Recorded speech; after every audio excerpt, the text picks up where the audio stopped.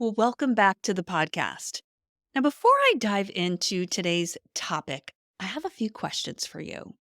Do you ever feel guilty or like it's wrong to eat when you're not physically hungry? Do you feel like you failed if you ate so much that you feel too full? Or do you ever get frustrated with yourself or feel like a bad planner if you allowed yourself to get too hungry between meals? Now, if you answered yes to any of those questions, I totally get it. We're used to judging and shaming ourselves when it comes to food and eating. We have tons of external influences that perpetuate the belief that you're good or bad or right or wrong based on how you eat. Now, hunger and fullness, they are two important and helpful components of intuitive eating. However, often intuitive eating is oversimplified and it's portrayed as simply a diet that relies on hunger and fullness to help you determine the proper amount of food to eat.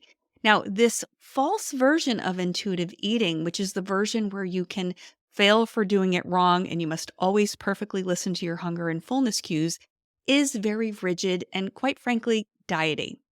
Now, because we're so used to diet culture, it's understandable that people will translate the concepts of intuitive eating into another diet, a hunger fullness diet, rather than what these concepts are intended to do, which is to help you reconnect with and rebuild trust in your body's wisdom to keep you nourished and thriving. Now, as I shared in episode 3, intuitive eating is a dynamic, evidence based framework to help you reconnect with the needs of your body. And here's the thing, intuitive eating relies on living in the gray sometimes and actually noticing and rejecting all or nothing thinking. Now, as I've touched on in previous episodes, intuitive eating is more than just satisfying physical hunger. Think about it. Eating is a complex emotional experience that is tied intimately to our cultural and our social behaviors, and it should be enjoyable. Hunger and fullness are part of intuitive eating, but only part. Rejecting diet culture, challenging the food police, which is the food rules, full permission to eat all foods, seeking satisfaction in your eating experiences, building body respect, and self compassion are also integral parts of intuitive eating.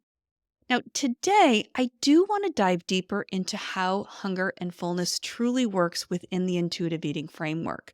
You are not flawed or a failure at intuitive eating if unexpected things came up. You missed lunch, were ravenous by the time you got home from work, and ate all the things until you were uncomfortably full. Things like this happen in life. Life is sometimes unexpected and a little messy. But in a situation like this, what can you do? Well, get curious. Use these situations as a learning opportunity to help you evolve and change your behaviors moving forward. A good habit to get into is to start the day by just taking a few minutes to think ahead. Will you have a long stretch where you won't have a break or access to food? Do you need to bring snacks? Maybe you need to purposefully eat a larger meal to hold you over or eat lunch a bit earlier, even if you're not fully hungry yet. This type of self care will go a long way in preventing chaotic eating episodes later. Now, what if you went out to dinner with friends and you were enjoying the company, the conversation, the taste of the food so much that you ate really fast and ate to the point of being uncomfortable? Well, for starters, heaping on judgment and skipping meals the next day is not the answer. Instead, take some time to really reflect on the experience. What were some of the things that got in the way of you losing sight of your cues? Identify some things that you can do differently next time to ensure that you enjoy the experience, but without overeating. For example, maybe you will focus on mindfully tasting each bite just to help you slow down a little bit and stay checked in to your body and your hunger and your fullness cues. Now, here's another thing to be mindful of if you're new to the intuitive eating journey. When we are used to restricting foods and we start giving ourselves permission to enjoy them, there is sometimes a honeymoon phase period of overeating those foods before you find balance. This is totally normal. Now, as you apply the 10 principles of intuitive eating, the novelty of those foods will start to wear off. You'll get better and better at recognizing what does and doesn't feel good in your body, and your eating behaviors will normalize. Now, for example, if you're eating chocolate or ice cream all day, every day, that is number one, not going to feel good in your body. And eventually, believe it or not, you're going to get sick of eating ice cream and chocolate. Now, as you rebuild trust and your body knows those foods are always available, the cravings will normalize and the intense desire to overeat those previously restricted foods will dissipate. You'll get to the place where sometimes you'll crave the ice cream or the pizza or the cookie, and sometimes you're going to crave the salad or the chicken and the veggies.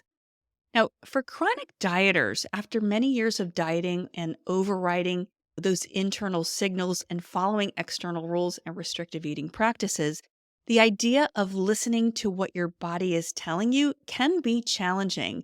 Many of the people that I work with tell me that they notice the more extreme forms of hunger, but really don't notice slight hunger and what that feels like in their body. Others have difficulty sensing that feeling when fullness is approaching, and they're starting to feel satiated, which can cause them to eat past comfortable fullness.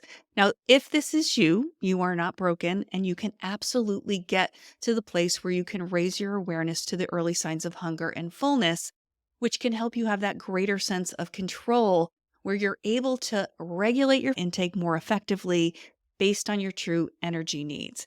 Hunger and fullness cues, they're there for a purpose. They're there to help regulate your energy needs. Now, here's another thing. Hunger can be felt and experienced in a variety of ways. Now, contrary to popular belief, hunger is not only felt in the stomach. For some people, a growling stomach is actually one of the last signs of hunger that they feel, and it comes at a point where they are completely ravenous. Some of the early signs that often go unrecognized can show up as changes in mood, energy level, and increasing thoughts about food. Now, the longer you wait to honor the hunger, that's when the intensity will grow. Here are some examples of some early signs of hunger that you may experience. Maybe you have a slight dip in energy level.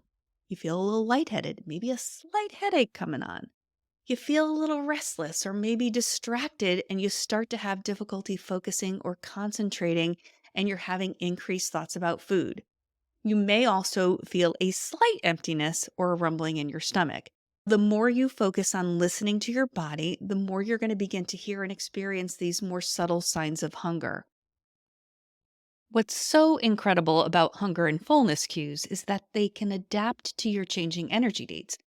Now, diets make it seem like there's a very exact amount of calories that your body needs, but in reality, your metabolism changes from day to day based on a variety of factors, including things like hormonal changes, physical activity, how much you ate, and how much you slept. Listening to your hunger cues can help you appropriately respond to these changing needs. One tool that can help you rebuild awareness and reconnect with your hunger and fullness cues is the hunger fullness scale. This scale is a guide to help you rate your level of hunger and fullness on a scale of 0 to 10. Now, the hunger portion of the scale ranges from 0 to 5. So at a level 5, this is a neutral feeling. You're not necessarily hungry, but you're also not full yet. A level 4 indicates subtle hunger, and thoughts may start to be tuning toward food. Level 3, you're going to have those early feelings of hunger. You may feel some interest, maybe somewhat ready to eat, but without urgency. At a level 2, you're going to probably be starting to feel very hungry and looking forward to eating. You'll feel some urgency, maybe a dip in energy, and a feeling of emptiness. At a level 1, hunger becomes more intense. You may feel irritable, dizzy, have a headache, and maybe starting to feel really ravenous.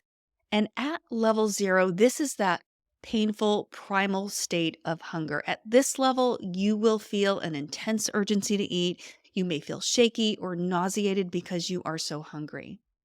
Now, what about fullness? We start to experience fullness at about a level 6. Level 6 is when you're feeling slightly full.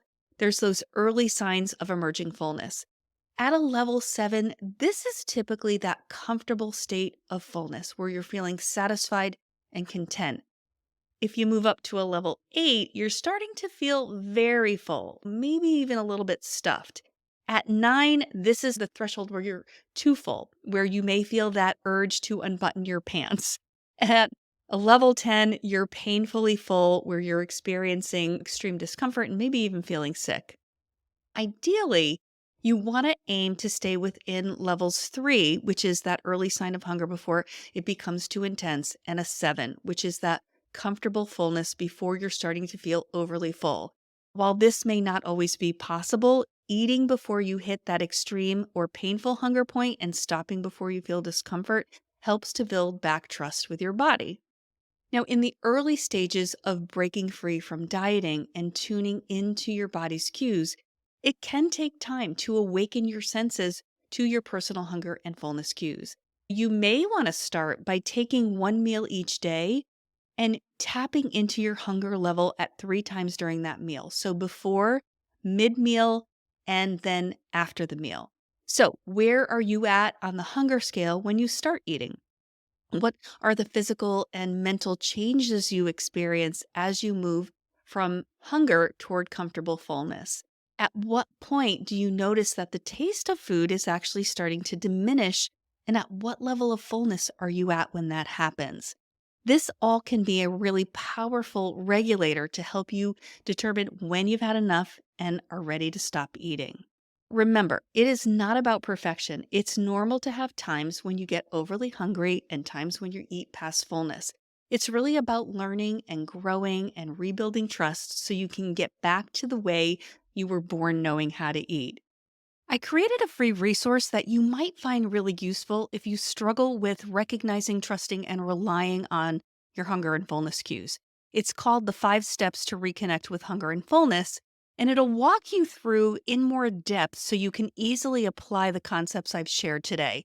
Just go to hungerfullness.com to download a copy today. Well, I hope that you found this helpful. I look forward to continuing to unpack the diet culture trappings that keep so many stuck in the diet cycle. My goal is to help keep you moving forward on your journey to a life where you find balance and where food is effortless, pleasurable, and fun again. So until next time, keep tuning in to your body's wisdom and tuning out the noise of diet culture.